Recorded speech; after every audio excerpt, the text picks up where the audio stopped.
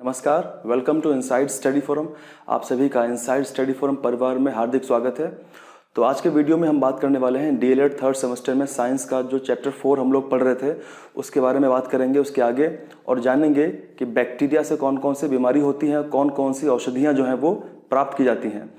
अब यहाँ पे सबसे पहले यानी वीडियो को स्टार्ट करने से पहले आपसे मैं एक क्वेश्चन पूछता हूँ, और वो क्वेश्चन बहुत ही इंपॉर्टेंट है और इसका जो आंसर है वो आपको वीडियो के लास्ट में मिल जाएगा। ठीक है, तो क्वेश्चन ये है कि गंगा का जो पानी है, गंगा का पानी खराब क्यों नहीं होता है? खराब क्यों नहीं होता?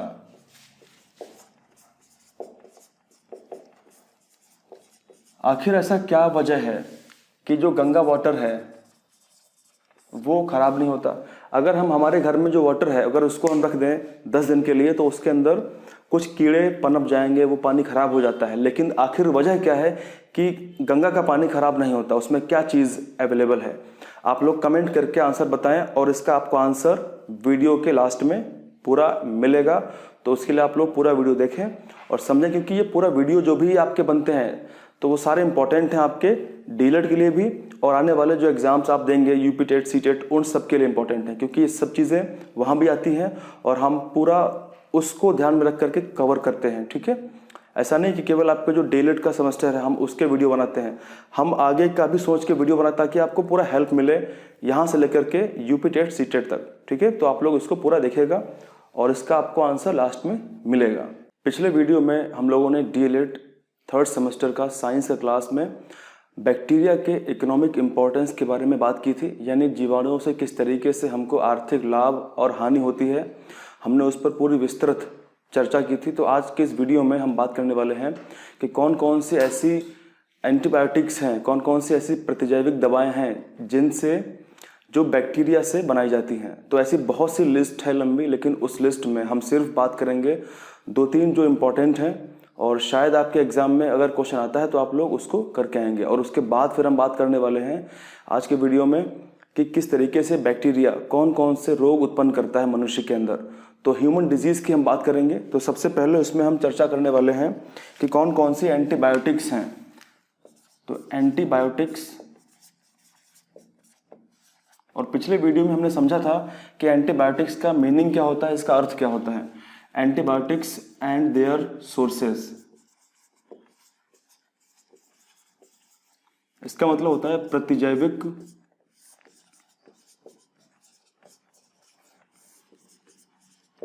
एवं उनके स्रोत। तो आज इस पर हम विस्तार से बात समझेंगे कि किस तरीके से एंटीबायोटिक्स और उनके सोर्स होते हैं। देखिए, मैं आपको थोड़ा सा रिवाइज कराता हूँ पिछले वीडियो में जो हमने बात की थी। एंटीबायोटिक्स का मतलब क्या होता है? देखो, एंटी का मतलब होता है अगेंस्ट। एंटी मतलब क्या होता है? अगेंस्ट होता है।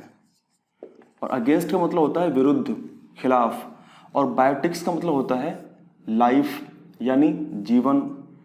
तो लाइफ के खिलाफ, यानी जो जीवन होता है उसके खिलाफ ये काम करते हैं। तो ये कुछ इस तरीके के ड्रग्स होते हैं, इस तरीके की दवाइयाँ होती हैं, इस तरीके के ये औषधियाँ होती हैं जो जीवन के खिलाफ काम करती हैं। लेकिन किसके? हमारे। हम तो एंटीबायोटिक्स का सेवन करते हैं, हम लोग तो एंटीबायोटिक्स को यूज़ करते हैं, लेकिन ये किसके खिलाफ काम करती हैं? वो होते हैं जीवाणु। तो आप लोग ध्यान रखेंगे कि एंटीबायोटिक्स वे औषधियाँ होती हैं, वे प्रतिजैविक दवा होती है जो जीवाणुओं के विरुद्ध कार्य करती है। अगर कोई भी बैक्टीरिया से इन्फेक्शन हो जाता है, जैसे टीबी, टाइफाइड, कोलेरा, ऐसे बहुत सारे इन्फेक्शन होते हैं, तो उनके अगेंस्ट हम एंटीबायोटिक्स दवाई लेते हैं और उससे कुछ टाइम पीरियड में हमको फ़ायदा हो जाता है, हम ठीक हो जाते हैं। तो ये किसके खिलाफ काम करती हैं? केवल जीवाणुओं के। और यहाँ पे आपको एक बात समझनी होगी, अगर कोई भी ऐसा इन्फेक्शन हुआ है जो विषाणु से हुआ है, अगर कोई ऐसा इन्फेक्शन हुआ है जो विषाणु से है, यानी वायरस से हुआ है, तो वायरस के केस में एंटीबायोटिक्स जो है वो उतना कारगर नहीं होती हैं और इसीलिए एंटीवायरल मेडिसिन दी जाती हैं। और हाँ, ये हो सकता है कि कभी कभी कुछ मेडिसिन ऐसी होती हैं जो वायरस और फंजाई, यानी कवक, इनके भी खिलाफ काम कर सकती हैं। लेकिन अधिकतम ऐसी एंटीबायोटिक्स होती हैं जो केवल काम करती हैं अगेंस्ट बैक्टीरिया, जीवाणु। ठीक है, तो ये था उसका बेसिक सा मीनिंग। तो इसमें हम कुछ आज बहुत ही बेसिक से कुछ बात करने वाले हैं जो इम्पोर्टेंट है। देखिए, सबसे पहले अगर हम बात करें कि कौन सी सबसे मोस्ट इंपॉर्टेंट एंटीबायोटिक्स हमें याद रखना है, तो उसका नाम है स्ट्रेप्टोमाइसिन। स्ट्रेप्टोमाइसिन ये एक ऐसी एंटीबायोटिक दवा है जो एक बैक्टीरिया जिसका नाम है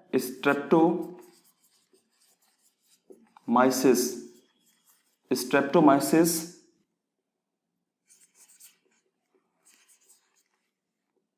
ग्रीसियस। तो स्ट्रेप्टोमाइसिस ग्रीसियस जो है बैक्टीरिया है, और ये बैक्टीरिया क्या करता है, इस बैक्टीरिया से स्ट्रेप्टोमाइसिन एंटीबायोटिक दवा प्राप्त की जाती है। अब इसमें आपको ध्यान ये रखना है कि जो ये दवा है ये किसके इलाज में हम इस्तेमाल करते हैं, तो बड़े पैमाने पर इस दवा का इलाज होता है ट्यूबरक्यूलोसिस के लिए। ट्यूबरक्यूलोसिस इसका मतलब क्या होता है, शॉर्ट में इसको हम टीबी कहते हैं। टीबी जब भी किसी को क्षय रोग, इसको क्षय रोग भी कहते हैं, जब भी किसी को क्षय रोग होता है तो उस केस में हम स्ट्रेप्टोमाइसिन के इंजेक्शंस जो हैं उसको देते हैं, और जिसमें एक टाइम पीरियड में वो दवा उसको फायदा करती है और वो व्यक्ति ठीक हो जाता है। तो ये था स्ट्रेप्टोमाइसिन। तो आप ध्यान रखेंगे स्ट्रेप्टोमाइसिन स्ट्रेप्टोमाइसिस ग्रीसियस से प्राप्त करते हैं, जो टीबी के इलाज में हेल्पफुल होती है। अब इसके अलावा अगर हम बात करें दूसरे, तो जो दूसरी अगर आप लोग चाहें तो इसको नोट कर सकते हैं, स्क्रीनशॉट ले सकते हैं, ठीक है। इसके अतिरिक्त जो दूसरी हम एंटीबायोटिक्स की बात करने वाले हैं वो हमारा है इरिथ्रोमाइसिन।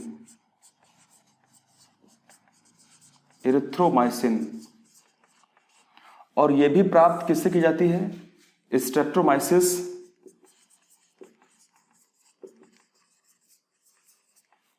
इरिथ्रस। तो स्ट्रेप्टोमाइसिस इरिथ्रस से इसको प्राप्त करते हैं, और बेसिकली जो दवा ये है ये किस चीज़ के इलाज में काम करती है, जो इरिथ्रोमाइसिन दवा है ये खासकर जो छाती में इन्फेक्शन हो जाते हैं, जो चेस्ट में इन्फेक्शन हो जाते हैं उनके लिए, यानी छाती में अगर संक्रमण हो गया है तो उसके ट्रीटमेंट के लिए इरिथ्रोमाइसिन दवा दी जाती है। और खासकर ये, इसके अलावा अगर हम बात करें, जैसे मान लीजिए किसी को अगर निमोनिया हो जाता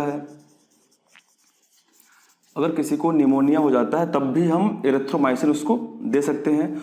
और इसके अलावा अगर हम बात करें तो अगर एसटीडी के सिम्टम्स किसी के अंदर पाए जा रहे हैं, एसटीडी मतलब क्या होता है, सेक्सुअली ट्रांसमिटेड डिजीज, यानी यौन संक्रामक रोग, तो इन केसेस के अंदर भी हम इरिथ्रोमाइसिन को दे सकते हैं। तो ये कुछ आप ध्यान रखेंगे इसके बारे में। जो तीसरी मेडिसिन है उसका नाम है नियोमाइसिन। तो नियोमाइसिन जो मेडिसिन है, ड्रग्स है, ये कहाँ से प्राप्त करते हैं, ये हम प्राप्त करते हैं स्ट्रेप्टोमाइसिस फ्रेडे। तो स्ट्रेप्टोमाइसिस फ्रेडे जो बैक्टीरिया है उससे हम प्राप्त करते हैं नियोमाइसिन मेडिसिन। और जो नियोमाइसिन जो मेडिसिन है इसका इस्तेमाल खासकर स्किन प्रॉब्लम में, अगर कोई स्किन इन्फेक्शन हो गया है, यानी अगर त्वचा में कोई संक्रमण हो गया है तो उसके लिए हम इसका इस्तेमाल करते हैं। और इसके अलावा अगर बात करें तो ये दवाई जो है ये फंगल इन्फेक्शन, यानी अगर किसी को कवक से इन्फेक्शन हो चुका है, या फिर अगर किसी को अगर माइल्ड वायरल, बहुत ही छोटा वायरल इन्फेक्शन हो चुका है, तो उसके इलाज में भी इसका इस्तेमाल हो सकता है। लेकिन आप ध्यान रखेंगे अधिकतम एंटीबायोटिक्स दवाइयाँ किसके खिलाफ दी जाती हैं, बैक्टीरिया। अगर कोई ऐसा इन्फेक्शन हुआ है जो बैक्टीरिया से हुआ है तो उस केस में एंटीबायोटिक्स मेडिसिन दी जाती हैं। तो अभी हम लोगों ने कुछ इंपॉर्टेंट 3 एंटीबायोटिक्स के बारे में समझा है, और आई होप कि आप लोग इसके बारे में समझ गए होंगे कि भाई क्या एंटीबायोटिक्स मेडिसिन होती हैं। अब देखिए, एक बात आप ध्यान रखेंगे कि अपने आप से मेडिकल स्टोर पर जाकर के एंटीबायोटिक्स लेना उचित नहीं होता है।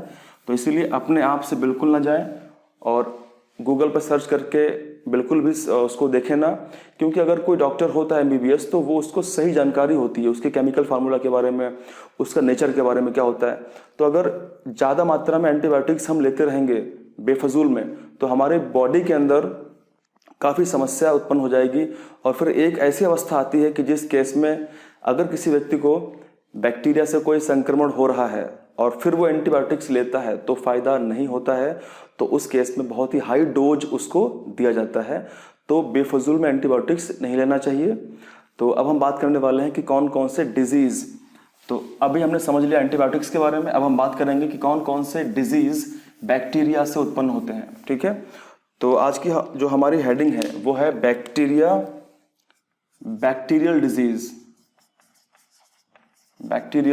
डिजीज यानी जीवाणु जनित रोग। जीवाणु जनित रोग के बारे में हम पूरा विस्तृत समझेंगे। फिलहाल तो इसके अंदर बहुत सारे रोग हैं जो जीवाणुओं से होते हैं, लेकिन हमें सिर्फ कुछ 10-11 डिजीज़ के बारे में अगर पता रहेगा तो हमारे एग्जाम में जो भी क्वेश्चंस आएंगे हम उसको इजीली सॉल्व कर पाएंगे। बेसिकली आपके एग्जाम में क्वेश्चंस बहुत ही इजी आते हैं, आसान आते हैं, लेकिन हम कोशिश करेंगे कि थोड़ा सा हम और अच्छा डिटेल में समझें इस चीज़ को। देखिए यहाँ पे सबसे पहले हम बात करेंगे डिजीज़ के बारे में, यानी रोग कौन सा हुआ है। ठीक है, डिजीज का नाम क्या है। फिर हम बात करेंगे कि वो बैक्टीरिया कौन सा है, यानी जीवाणु कौन सा है वो जो डिजीज कर रहा है। और फिर हम बात करेंगे सिम्टम्स के बारे में, यानी उस रोग के लक्षण कौन से हैं, ताकि आपको पूरा क्लियर समझ में आए कि अगर ये बीमारी हो रही है तो इस बीमारी का जो रीज़न है वो बैक्टीरिया है, और वो कौन सा बैक्टीरिया है, और प्लस उसमें सिम्टम्स कौन कौन से नज़र आते हैं। तो हम लोग बात करने वाले हैं। तो सबसे पहले हम स्टार्ट करेंगे टीबी से, जिसे हम बोलते हैं ट्यूबरक्यूलोसिस। अब देखिए ट्यूबरक्यूलोसिस एक बहुत ही आम बीमारी है जो पिछले कई वर्षों से इंसानों को हानि पहुंचा रही है। काफ़ी लोग टीबी से संक्रमित होकर के जान गंवा चुके हैं, और आज भी टीबी का संक्रमण बहुत ही तेज़ी से फैल सकता है। तो अब इसमें होता यह है कि अगर किसी व्यक्ति को टीबी है और किसी व्यक्ति को टीबी के लक्षण दिखाई दे रहे हैं, तो कोई अगर व्यक्ति ऐसा है जो साथ में उसके रहता है, खाना खाता है, उसके जूठा पानी पीता है, तो उसको भी टीबी होने के चांसेस पूरे रहते हैं। तो थोड़ा सा हमको सुरक्षा बरतनी चाहिए। तो टीबी जो होता है इसको हम शॉर्ट में टीबी कहते हैं। ये किससे होता है, कौन सा इसका बैक्टीरिया है, तो इसके लिए माइकोबैक्टीरियम ट्यूबरक्यूलोसिस जिम्मेदार है। तो टीबी किससे होता है, सबसे पहली बात तो यह कि टीबी एक बैक्टीरियल डिजीज है, एक जीवाणु से होने वाला रोग है, और इसके पीछे कौन सा बैक्टीरिया जिम्मेदार है, तो उसका आंसर क्या है, माइकोबैक्टीरियम ट्यूबरक्यूलोसिस जिम्मेदार है। अब इसमें टीबी में सिम्टम्स कौन कौन से होते हैं, टीबी अगर किसी को हो जाता है तो उसमें कौन कौन से लक्षण आते हैं। तो सबसे पहले तो उसमें खांसी आती है, यानी सबसे पहले उसमें ज्वर आता है, फीवर आता है, उसके बाद उसको खांसी आती है, और खांसी में कभी कभी खून भी आ जाता है। अगर खांसी आ रही है पिछले 2-3-4 हफ्तों से और खांसने पे हल्का सा ब्लड निकल रहा है, खून निकल रहा है, तो वो सिम्टम है किस चीज़ का, उसको टीबी हो सकता है।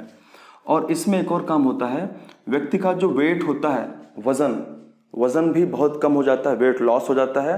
तो ऐसे कई सिम्टम्स देखने को मिलते हैं टीबी के केस में। अब टीबी के ट्रीटमेंट के लिए सरकार एक बहुत ही अच्छा प्रोग्राम चला रही है जिसको हम बोलते हैं डॉट्स। तो आप लोग जरूर ध्यान रखें डॉट्स के बारे में। डॉट्स क्या है, जितने भी हमारे जो सामुदायिक केंद्र हैं जहाँ पे औषधि मिलती है, और जो हमारे डिस्ट्रिक्ट लेवल पर जो हॉस्पिटल है सरकारी, या फिर हमारे ब्लॉक लेवल पर जो अस्पताल सरकारी हैं, वहाँ पे डॉट्स के प्रोग्राम को प्रमोट किया जा रहा है, ताकि मैक्सिमम लोग आएँ और अपना इलाज को छुपाएं नहीं, बताएं, ताकि डॉक्टर समझें और उनको डायरेक्टली ऑब्जर्व करें। तो डॉट्स जो है वो किस चीज़ से संबंधित है, वो है संबंधित टीबी से। ठीक है, और डॉट्स का मतलब क्या होता है, डॉट्स का तात्पर्य होता है डायरेक्टली, यानी सीधे रूप से, डायरेक्टली ऑब्जर्व्ड ट्रीटमेंट,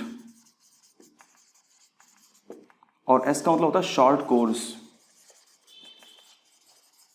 तो इसका मतलब क्या हुआ कि डॉक्टर की निगरानी में डॉक्टर डायरेक्टली ऑब्जर्व करेगा पेशेंट को कि क्या वो दवाई नियमित रूप से लेता है कि नहीं लेता है, कि वो आज आया फिर वो 4 दिन के बाद आ रहा है, 10 दिन के बाद आ रहा है, दवाई ब्रेक तो नहीं हो रही है। तो ये डायरेक्टली ऑब्जर्व डॉक्टर करता है और एक ट्रीटमेंट होता है, उससे एक लंबे समय तक चलता है, 3 महीने 6 महीने तक कोर्स चलता है, और तभी क्या बोलते हैं, शॉर्ट कोर्स बोलते हैं उसको। तो ये डॉट्स की फुल फॉर्म ध्यान रखेंगे आप लोग।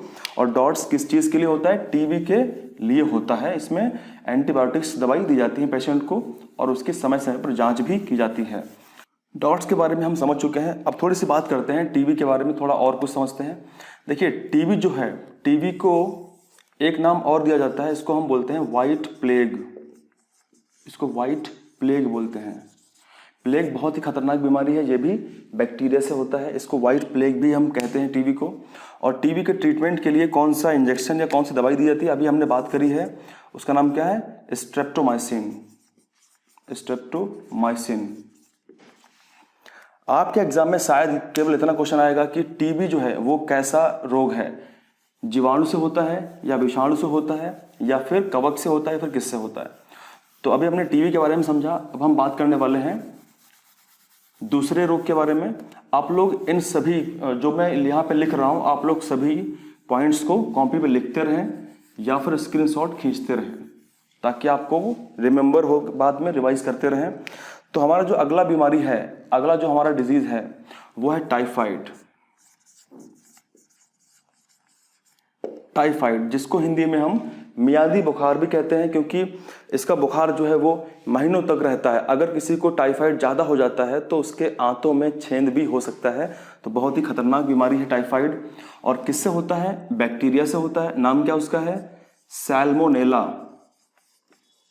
Salmonella typhi. तो ये बैक्टीरिया है जो कॉज करता है टीबी को। और इसमें सिम्टम्स क्या क्या होते हैं, अगर किसी को टाइफाइड हो जाता है तो सबसे पहले तो उसको फीवर आता है, यानी उसको ज्वर आता है, बुखार आता है उसको, प्लस उसके साथ साथ में उसकी बॉडी में पेन भी होता है, वीकनेस आती है, कमजोरी आती है। और जो सबसे मेन है वो है कि अगर इसका अधिक प्रकोप हो जाता है, अधिक प्रकोप होने पर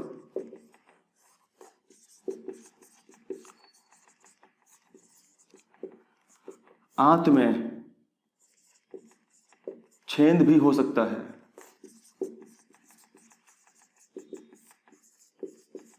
और इसीलिए रोगी का जो उदर वाला पार्ट होता है, रोगी का जो उदर वाला भाग होता है, उदर भाग में दर्द भी होता है। इसका मतलब क्या है कि जो हमारा एब्डोमिनल पेन होता है, जहाँ पे हमारा पेट होता है, ठीक है, पेट के नीचे जहाँ पे आंतें होती हैं, आंतों वाला पार्ट जो होता है पेट के नीचे वाला, वहाँ पे दर्द होता है, क्योंकि हमारे इंटेस्टाइन में इन्फेक्शन धीरे धीरे बढ़ता जाता है। तो इस तरीके से ये डिसीज कॉज करता है।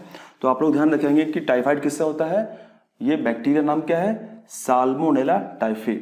और टाइफाइड के केस में अगर बात करें तो ये खासकर दूषित जल एवं भोजन से फैलता है। अगर कोई व्यक्ति गंदा पानी पी रहा है तो उसके अंदर बैक्टीरिया ये पाया जा सकता है।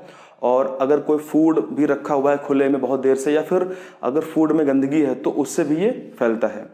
तो दूसरी बात यहाँ पे ये है कि अगर इसकी जांच हम लोग कराएं, इसका टेस्ट कराएं, तो इसके लिए विडाल टेस्ट होता है। और विडाल टेस्ट से कंफर्म हो जाता है कि उसको टाइफाइड है या फिर नहीं है। तो अगर हमें स्वस्थ रहना है तो सबसे पहले हमें क्या करना पड़ेगा, हमको अपने हाथों को सही तरीके से धोना पड़ेगा, ताकि खतरा बहुत कम हो, ठीक है। और आप लोग बेहतर तरीके से जानते हैं। तो अभी हमने बात करी टाइफाइड के बारे में। तो अब हम बात करने वाले हैं जो तीसरी बीमारी है, तीसरा जो रोग है उसके बारे में जानते हैं कि तीसरा कौन सा रोग है। तो तीसरा जो हमारा रोग है, बीमारी है, वो है टिटनेस। और ये बहुत ही खतरनाक बीमारी है टिटनेस। इसमें किससे होता है, तो सबसे पहले ये बैक्टीरिया से होता है। नाम क्या उसका होता है, क्लॉस्ट्रीडियम टिटेनी। तो क्लॉस्ट्रीडियम टिटेनी एक बैक्टीरिया है जो कॉज करता है टिटनेस को। और टिटनेस बहुत ही खतरनाक बीमारी है। क्योंकि इसका जो बैक्टीरिया है वो या तो जंग लगे लोहे में, जहाँ पे अगर कोई आयरन पड़ा हुआ है, जंग लगा लोहा पड़ा हुआ है, वहाँ पे पाया जा सकता है, या फिर जहाँ पे ज़्यादा गंदगी रहती है, नमी रहती है, वहाँ पाया जा सकता है। तो ऐसा नहीं होता है कि अगर कोई व्यक्ति लोहे से कट गया, जंग लगे लोहे से, तो उसको जो है हो जाएगा। तो चांसेस होते हैं कि हो जाएगा, लेकिन अगर कोई व्यक्ति बहुत गंदगी में जा रहा है और वहाँ पे चोट लग गई, खून उसका निकल आया, तो वहाँ भी ये इन्फेक्शन हो सकता है। और तीसरी बात ये है कि बहुत से लोग ऐसे होते हैं जो कंफ्यूज हो जाते हैं कि हमारे घर में चाकू जो हमारा होता है, जब चाकू से हम सब्जी काटते हैं तो हम उंगली कट जाती है, तो उससे भी हो सकता है क्या? उससे बहुत कम चांस है, क्योंकि जंग लगे लोहे में ही ये अक्सर पाया जाता है, और जो चीज़ बिल्कुल साफ है, क्लीन है, उसमें नहीं पाया जाता है। दूसरी बात यह है कि इसमें समस्या क्या आती है। तो सबसे पहले तो इसमें ज्वर आता है, इसमें फीवर आता है, और फीवर के साथ साथ में जो गला होता है, इसका जो जीवाणु होते हैं वो क्या करते हैं, जो गला होता है, गले की मांसपेशियों को ऐंठ देते हैं, और उससे सांस लेने में बहुत दिक्कत होती है रोगी को, रोगी बोल नहीं पाता है और कई समस्या उत्पन्न होना शुरू हो जाती हैं। तो इसीलिए इसको हम बोलते हैं जबड़ा बंद रोग, इसको जबड़ा बंद रोग कहा जाता है। और इसमें दिक्कत क्या होती है, हमारे गले एवं मुख की जो मांसपेशियां हैं, मुख की मांसपेशियां ऐंठ जाती हैं। तो ये समस्या होती है इसमें, और बहुत ही खतरनाक बीमारी होती है ये। और एक अच्छी बात यहाँ पे ये है कि टिटनेस का टीका जो लगता है, अगर आपने साल में 2 टीके लगवा लिए, जैसे एक 6 महीने में, एक 6 महीने में, तो फिर आपको कोई दिक्कत नहीं होगी, क्योंकि आपके बॉडी के अंदर वो इम्यून सिस्टम डेवलप हो चुका है। अगर टीका लगने के बाद आपको चोट लग जाती है तो फिर चिंता की बात बिल्कुल नहीं है। तो इसीलिए जो होशियार लोग होते हैं वो टीका टिटनेस का लगवा लेते हैं, ताकि अगर वो बाय द वे कट जाए या चोट लग जाए तो उनको इन्फेक्शन का खतरा बहुत कम होता है, ना के बराबर होता है। तो अभी हमने 3 डिजीज़ के बारे में समझा है। अब समझते हैं इसके आगे जो डिजीज़ है। देखिए, इसके आगे जो 4th नंबर पर डिजीज़ हमारी है वो है कोलेरा, जिसको बोलते हैं हैजा। जो हैजा होता है, कोलेरा होता है, किससे फैलता है? ये भी एक प्रकार का जीवाणु जनित रोग है, बैक्टीरिया से होने वाला रोग है। किससे होता है? तो ये होता है विब्रियो कोलेरी से, विब्रियो कोलेरी से फैलता है। और इसमें समस्या क्या आती है? इसमें समस्या है डायरिया। इसमें डायरिया हो जाता है, और इसका मतलब होता है अतिसार हो जाता है। अतिसार का मतलब क्या होता है कि लूज मोशंस, पेट बहुत जल्दी खराब हो जाता है और बार बार व्यक्ति को लूज मोशंस होना शुरू हो जाते हैं। और इससे क्या होता है, पानी की जो मात्रा है बॉडी से वो ज़्यादा मात्रा में निकल जाती है। तो इसमें शरीर में पानी की कमी भी हो जाती है, और इसमें रोगी को उल्टी भी आती है, उसका जी भी मितलाता है। तो इस टाइप से इसमें सिम्टम्स आपको देखने को मिलते हैं, किसमें? कोलेरा में। और अगर सही तरीके से ट्रीटमेंट नहीं किया गया तो पानी की कमी से व्यक्ति की जान भी जा सकती है। तो बहुत ही खतरनाक रोग होता है। और कैसे फैलता है? दूषित जल से या भोजन से फैलता है। हमारे घर में जो मक्खी होती हैं, वो मक्खी भी इस बैक्टीरिया को ट्रांसमिट कर सकती हैं। तो मक्खियों से ज़रूर बचते रहें।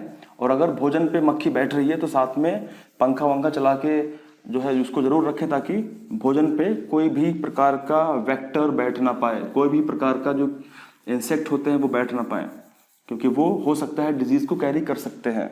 उसके बाद बात करते हैं लेप्रोसी के बारे में। जो लेप्रोसी बीमारी है, लेप्रोसी को बोलते हैं कुष्ठ रोग। ये कुष्ठ रोग होता है लेप्रोसी। और ये किससे फैलता है? ये माइकोबैक्टीरियम लेप्री से फैलता है।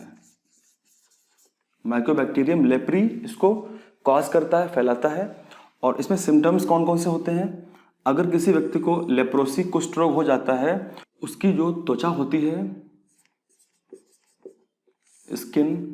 स्किन में लाल रंग के धब्बे भी पड़ सकते हैं। तो त्वचा में लाल रंग के धब्बों का पड़ जाना, धब्बों का पड़ना। उसके अलावा जोड़ों आदि में दर्द का होना,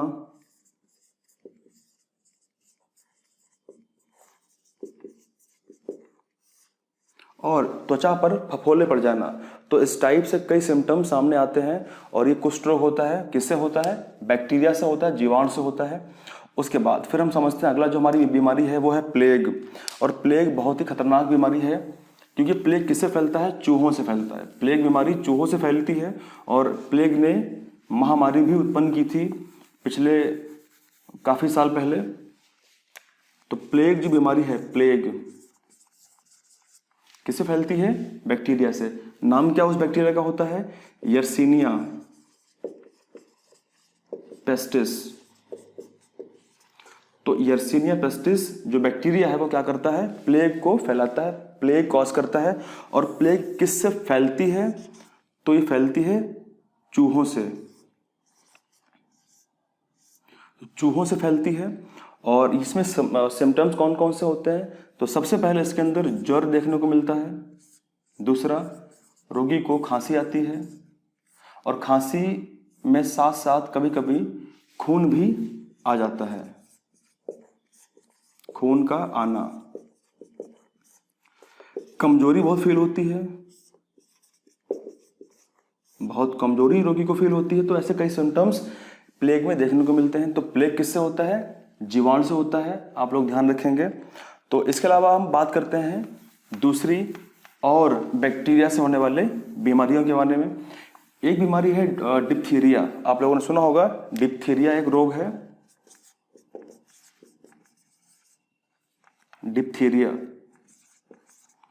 तो जो डिप्थीरिया होता है किससे फैलता है? बैक्टीरिया से। नाम क्या उसका है? Coryne bacteria. Coryne bacterium diphtheriae. ये बैक्टीरिया जो है वो फैलाता है डिप्थीरिया रोग। और डिप्थीरिया बीमारी में दिक्कत क्या आती है? इसमें जो लसीका गांठें होती हैं हमारे बॉडी में, जो लसीका गांठें होती हैं उनमें सूजन आ जाती है, वो सूज जाती हैं। इसको बोलते हैं इंग्लिश में हम लिम्फ नोड। लिम्फ नोड इसको इंग्लिश में बोलते हैं। ठीक है, ये कहाँ पे होती है? ये हमारे इस साइड में हो सकती है, हमारे इस साइड में हो सकती है। तो ये सूज जाती है, मोटे मोटे सूज जाते हैं, इससे इन्फेक्शन हो जाता है। और अगर बात करें इनका काम क्या होता है, तो हमारे बॉडी में जो लस्सी का गांठें होती हैं, लिम्फ नोड्स होती हैं, वो हमारे इम्यून सिस्टम में हेल्प करती हैं। ठीक है, तो इसमें ये समस्या आती है। दूसरी समस्या इसमें ये आती है कि इसमें खांसी भी आती है। उसके अलावा इसमें रोगी को सांस लेने में भी कुछ परेशानी का सामना करना पड़ सकता है। तो ऐसे कई सिम्टम्स इसमें देखने को मिलते हैं। रोग का नाम क्या है? डिप्थीरिया है। और किससे फैलता है? जीवाणु से फैलता है, बैक्टीरिया से फैलता है। तो अब हम बात करने वाले हैं इसके आगे और डिजीज के बारे में, कि कौन कौन से और डिजीज हमको याद रखनी है जो बैक्टीरिया से फैलती हैं। अगली बीमारी है सिफिलिस। जो बीमारी सिफिलिस है वो किससे फैलती है? वो फैलती है ट्रिपोनीमा पैलिडम। और सिफिलिस एक प्रकार का एसटीडी रोग है। कैसा रोग है? एसटीडी रोग है। इसका मतलब क्या होता है? सेक्सुअली ट्रांसमिटेड डिजीज, यानी यौन संक्रामक रोग होता है ये सिफिलिस। और इसमें सिम्टम्स कौन कौन से होते हैं? इसमें जनन अंगों में संक्रमण हो सकता है, इसमें संक्रमण हो सकता है।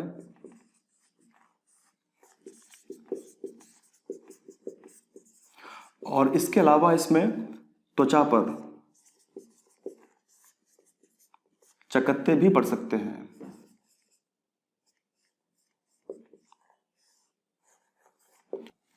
तो सिफिलिस कैसी बीमारी है? एक सेक्सुअली ट्रांसमिटेड डिजीज है, यानी यौन संक्रामक रोग है जो असुरक्षित यौन संबंध स्थापित करने से फैल सकती है। तो इसके बाद हम अगली बीमारी की बात करते हैं जो है निमोनिया। और अक्सर बच्चों के अंदर ये बीमारी जरूर देखी जाती है, निमोनिया। इसमें दिक्कत क्या होती है? इस बीमारी में जो फेफड़े होते हैं, बच्चों के फेफड़े, तो फेफड़े प्रभावित हो जाते हैं।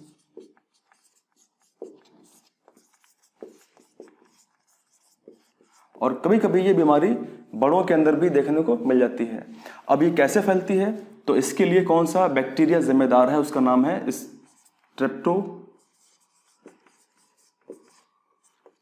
Streptococcus pneumoniae. तो इसके पीछे जो बैक्टीरिया जिम्मेदार है वो कौन सा है, स्ट्रेप्टोकोकस निमोनी। इससे ये बीमारी फैलती है। और इसमें सिम्टम्स कौन कौन से होते हैं, इसमें जो सबसे मेन सिम्टम होता है वो ये होता है कि सांस लेने में रोगी को कठिनाई होती है।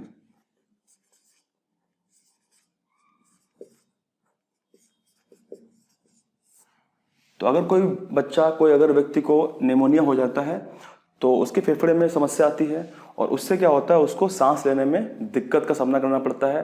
तो ये इसके सिम्टम्स होते हैं। बाकी फीवर तो आता ही है, बुखार तो आएगा ही आएगा।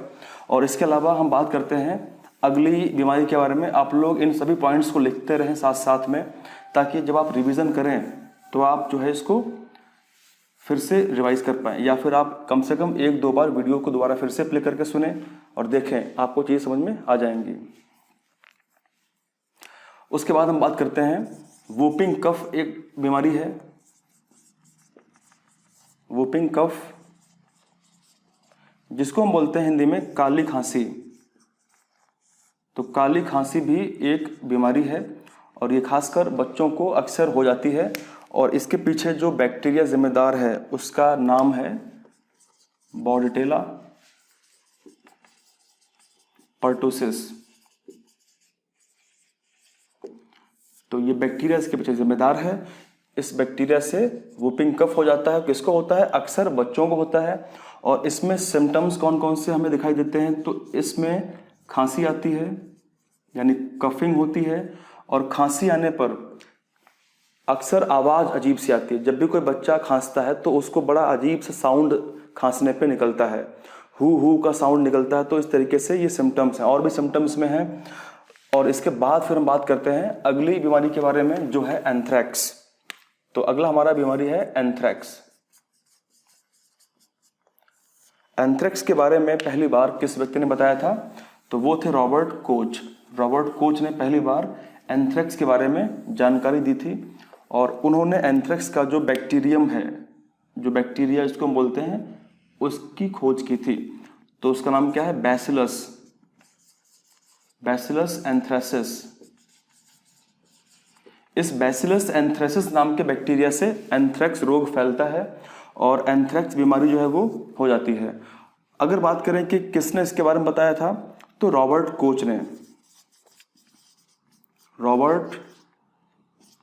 कोच ने एंथ्रैक्स के बारे में, और जो टीबी का बैक्टीरिया होता है, माइकोबैक्टीरियम ट्यूबरकुलोसिस, उसके बारे में भी बताया था।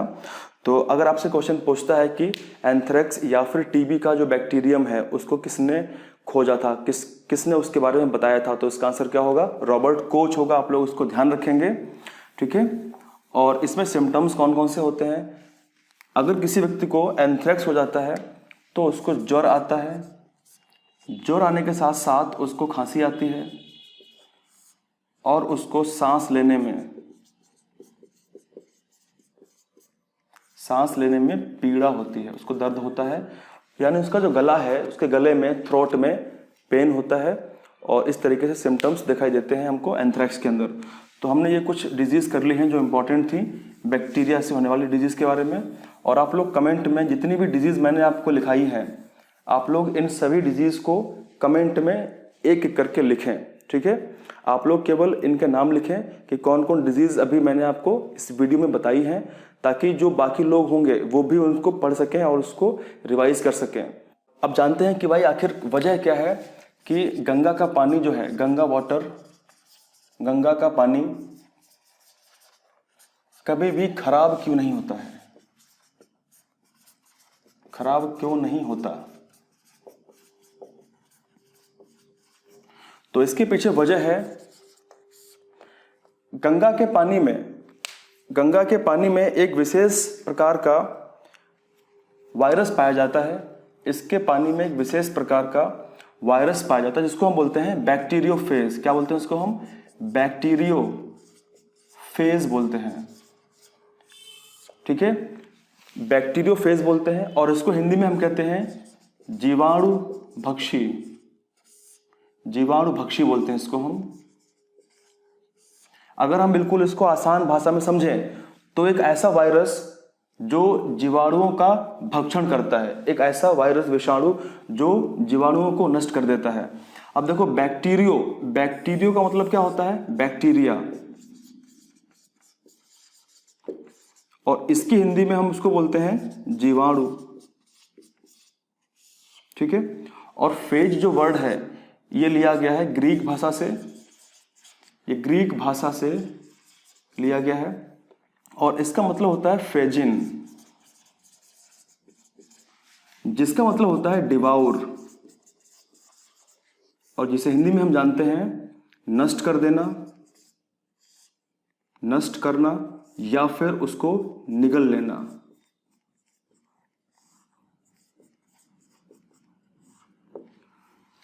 तो बैक्टीरियोफेज का मतलब क्या होता है? बैक्टीरियोफेज ये दो वर्ड से मिलकर बना हुआ है। बैक्टीरियो मतलब होता है बैक्टीरिया जो जीवाणु होता है, और फेज जो है ग्रीक वर्ड है जिसका मतलब होता है फेजिन, और जिसको इंग्लिश में कहते हैं डिवाउर, जिसका हिंदी में कहते हैं नष्ट करना या फिर निगल लेना।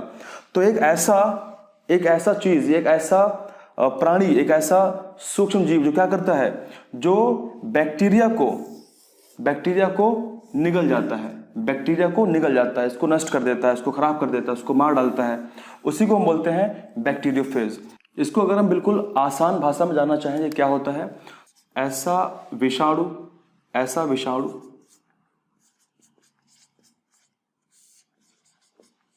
जो विषाणु को हम बोलते हैं वायरस। तो एक ऐसा विषाणु जो बैक्टीरिया को यानी जीवाणु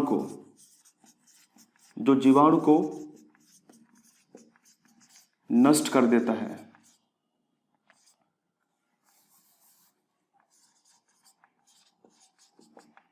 नष्ट कर देता है, या फिर इसको हम बोल सकते हैं कि एक प्रकार का जीवाणुओं का वायरस। और ये कैसा होता है?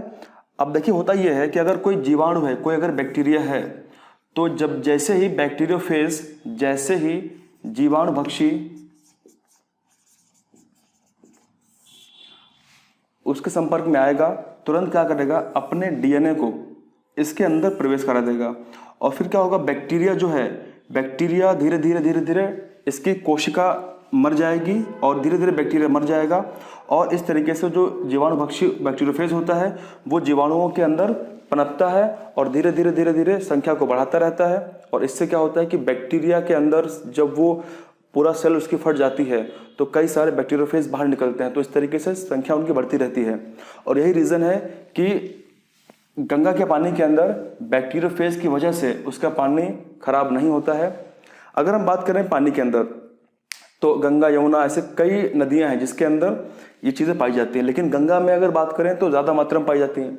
दूसरी बात यह है कि गंगा या फिर जो नदियां होती हैं उनके पानी में कई प्रकार के जो बैक्टीरिया हो सकते हैं हानिकारक, वो पाए जा सकते हैं, तो इसलिए वैसा पानी पीना थोड़ा सेहत के लिए हानिकारक हो सकता है।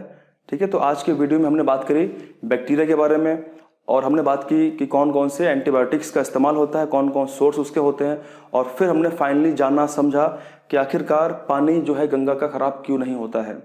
अगले वीडियो में हम बात करेंगे कि कौन कौन से बीमारियां होती हैं वायरस के द्वारा, और उसी के साथ में ये चैप्टर फिर धीरे धीरे खत्म हो जाएगा। और हम कोशिश पूरी कर रहे हैं कि चैप्टर आपका बहुत ही अच्छी तरीके से कवर हम करें ताकि कोई पॉइंट छूट ना पाए। ठीक है, thank you very much. Like करें, शेयर करें। Thank you. जय हिंद, जय भारत।